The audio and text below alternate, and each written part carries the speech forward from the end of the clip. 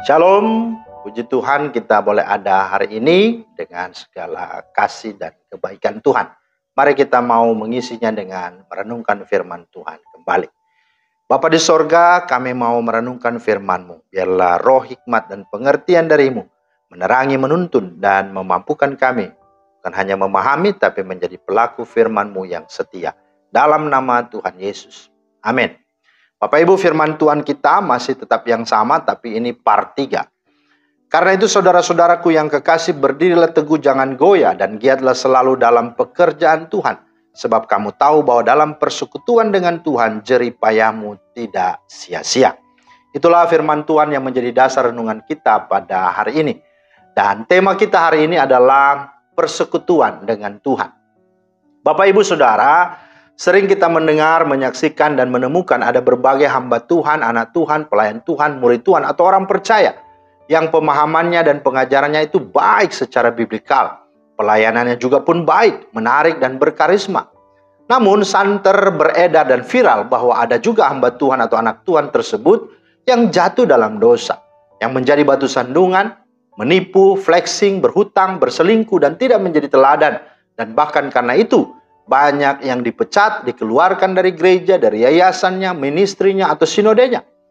Bahkan juga banyak yang mengecewakan. Pertanyaannya, mengapa bisa terjadi demikian?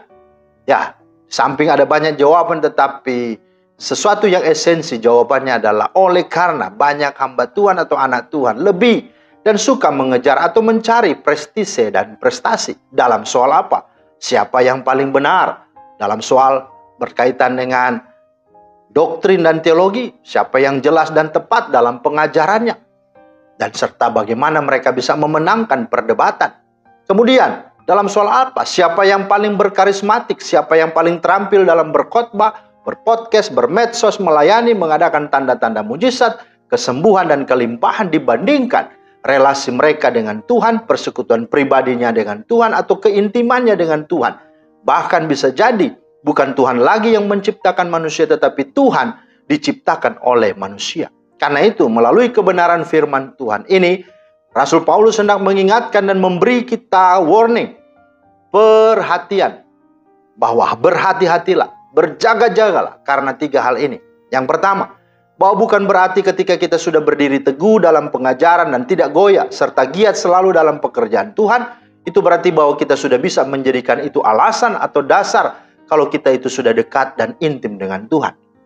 Yang kedua, bahwa bukan berarti ketika kita sudah berdiri teguh dalam pengajaran dan tidak goyah serta giat selalu dalam pekerjaan Tuhan, sudah bisa menjadikan kita kebal dan mampu menghadapi godaan dosa dan segala bujuk rayuannya.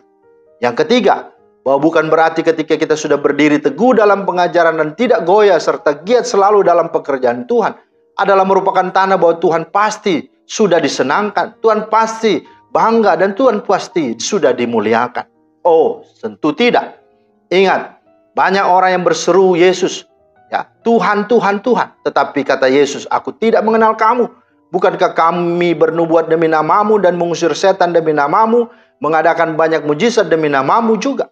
Pada waktu itulah Yesus berkata, aku akan berterus terang kepada mereka dan berkata, aku tidak pernah mengenal kamu. Enyahlah daripadaku kamu sekalian pembuat kejahatan. Saudara, mengapa? Sebab kasih Allah melalui kematian Kristus dan kebangkitannya justru hendak dan bertujuan merajut kembali hubungan atau relasi yang sudah rusak karena dosa manusia.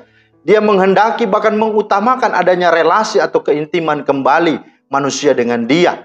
Itu sebabnya Dia berkata, tinggallah di dalam aku, maka aku akan tinggal di dalam kamu.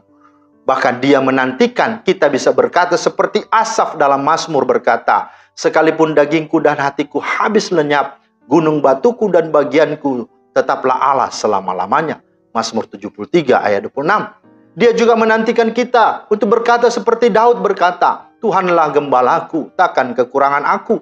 Atau terjemahan King James Version berkata, tak ada yang kuingini selain engkau. Mazmur 23 ayat 1. Dia juga menantikan kita berkata seperti Bani Korah berkata, seperti rusa yang merindukan sungai yang berair, demikianlah jiwaku merindukan engkau ya Allah.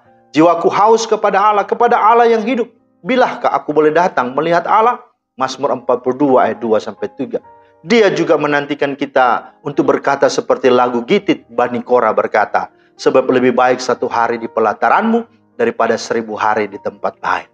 Ingat, dia sungguh membutuhkan, merindukan, menginginkan kasihmu, sayangmu, perhatianmu, kerinduanmu, dan pengenalanmu akan dia lebih daripada segala korban-korbanmu. Bahkankah dia sudah menyelesaikannya dan mengenapinya, dan dia sudah menanggungnya, dan dialah korban yang sudah dia buat bagimu.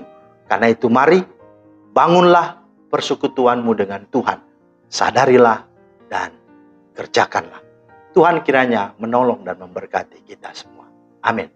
Terima kasih Tuhan atas firman-Mu. Kami bersyukur karena kami boleh diteguhkan lagi oleh firman untuk sungguh-sungguh kami memiliki keintiman dan relasi yang dekat, akrab, karib dengan-Mu Tuhan. Mampukanlah kami Tuhan, sehingga jangan sampai kegiatan aktivitas kami sungguh merampas bahkan mengambil posisi yang utama. Itulah keintiman dengan-Mu. Dalam nama Tuhan Yesus kami berdoa. Amin. Demikianlah firman Tuhan hari ini, kiranya menjadi berkat. Selamat beraktivitas, Tuhan Yesus memberkati. Shalom.